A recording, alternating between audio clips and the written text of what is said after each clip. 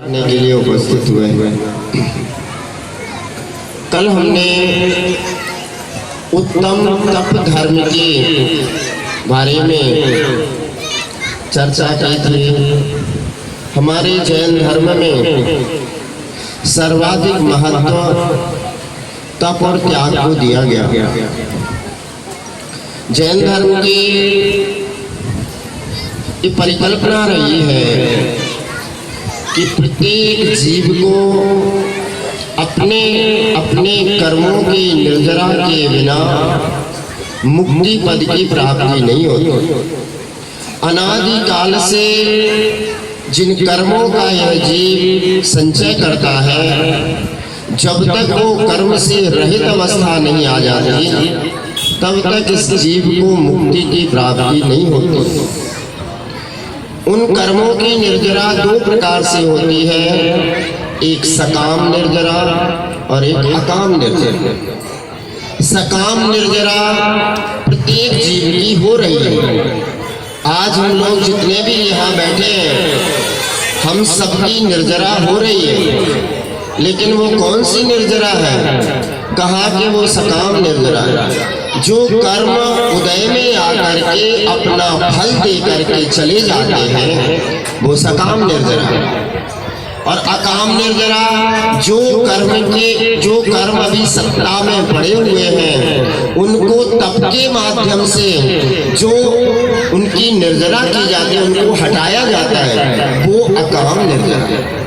इसलिए हमारे जो साधु संत हैं, जो निर्ग्रंथ अवस्था है, वो क्यों ली जाती है, क्यों मुनि बना जाता है? कि वो अकाम निर्जरा करके समस्त कर्मों का क्षय करके और मुक्ति को प्राप्त करें। हम लोग जो संयम धारण करते हैं, जो व्रत करते हैं, उपवास कर रहे हैं, पूजा पाठ कर रहे हैं, सब क्यों कर रहे हैं?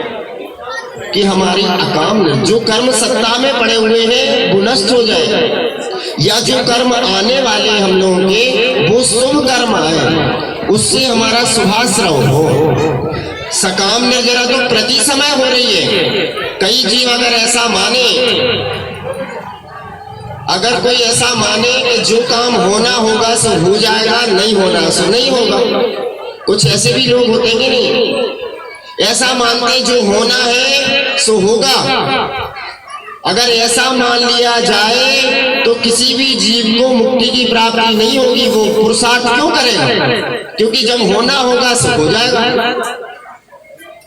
हमारे यहाँ पे जितना महत्व भाग्य को, किस्मत को दिया गया है, उतना ही पुरुषार्थ को, बल्कि पुरुषार्थ को उससे ज्यादा महत्व दिया गया।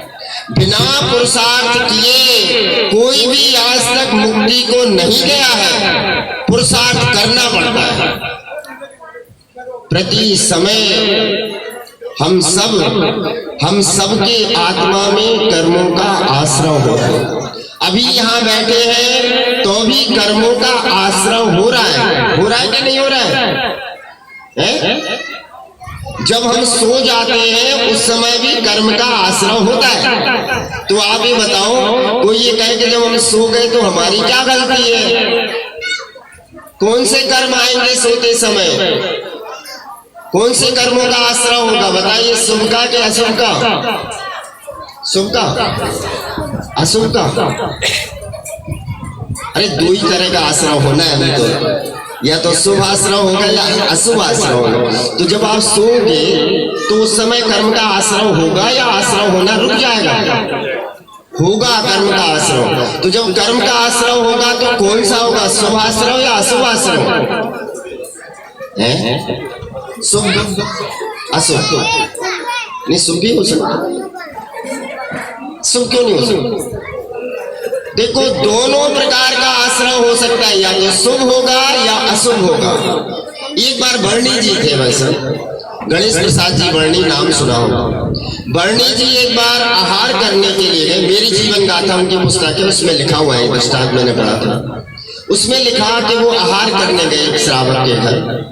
उस श्रावक के घर पे आहार करने के बाद आए वो रात में, तो उनको सपने में जूते चप्पल दिखे। इतना बड़ा संत, उसको सपने में जूते चप्पल दिखे, बड़े हैरान। सुबह सबको बोले, श्रावक आए, उनसे चर्चा की, बोले मेरे जीवन काल में कभी ऐसा समय नहीं आया मुझे जूते चप्पल दिखे, आखिर ऐसा क्यों हुआ। अब सारे श्रावक लोग दिमाग लगाते, महाराज अब ये तो हम कैसे आपको।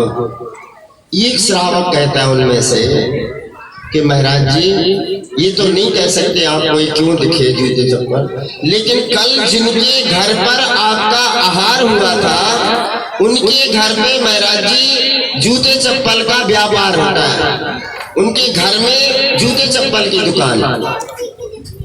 महाराज जी बोले एकदम ठीक, एकदम सही कह रहे हो आप। हम जहां पर पानी पीते हैं, जिस जहां पे खाना खाते हैं, जिस जगह पे, वहां पे तद्रूप परमाणु होते हैं और वो परमाणु हमारे भोजन के साथ हमारे शरीर में चले जाते हैं और तदनुरूप वो अपनी आत्मा को परिणित कर देते हैं और तदनुरूप उसके भाव हो जाते हैं। एक बच्चा जो पढ़ने के लिए बैठता है, मैंने देखा, वो अपनी कुर्सी पे बैठता है, पुस्तक लेकर के टेबल पे किताब रखी, लिखता रहता है, पढ़ता रहता है, 2 घंटे 4 घंटे 6 घंटे वो पढ़ाई करता है। लेकिन जैसे बिस्तर में जाता है वहां पे पढ़ता है, ऐसी किताब लेता है और मुंह पे किताब रख कर सो जाता है, आधा घंटे 1 घंटे में नींद आ जाती। क्यों जहां पे निर्धारित स्थान है पढ़ने का, वहां पे वो पढ़ता रहता है, उसका मन लगा रहता है। लेकिन जो सोने का स्थान है उस स्थान पे जाता है, उसको नींद आ जाती है। हर जगह के परमाणु है, जहां पे बिस्तर में आप जाओगे वहां पे नींद के परमाणु होंगे, वो सुला देते हैं। और जहां पे पढ़ने का वातावरण होता है वहां पे बैठ के पढ़ता है तो 2-4 घंटे पढ़ता रहता है। जब आप मंदिर में आते हो भगवान की पूजा करने के लिए, तो वहां पे मंदिर के जो परमाणु होते हैं, जो मंत्रों की जो ध्वनि निकलती है लोगों के मुख से, उसके अनुसार उसके आत्मा को, परमाणुओं को वो इतना सावधान कर देते हैं कि उनका मन लगा रहता है। कभी मंदिर से बाहर आकर के अपने कपड़ों को सूंघो, कपड़ों को कभी आप ऐसे अनुभव करके देखें, अभी नहीं किया हो तो करके देखें। कभी मंदिर के बाहर निकलो और अपने कपड़ों को आप उसकी सुगंध लो, कैसी आती है, उसकी जो सुगंध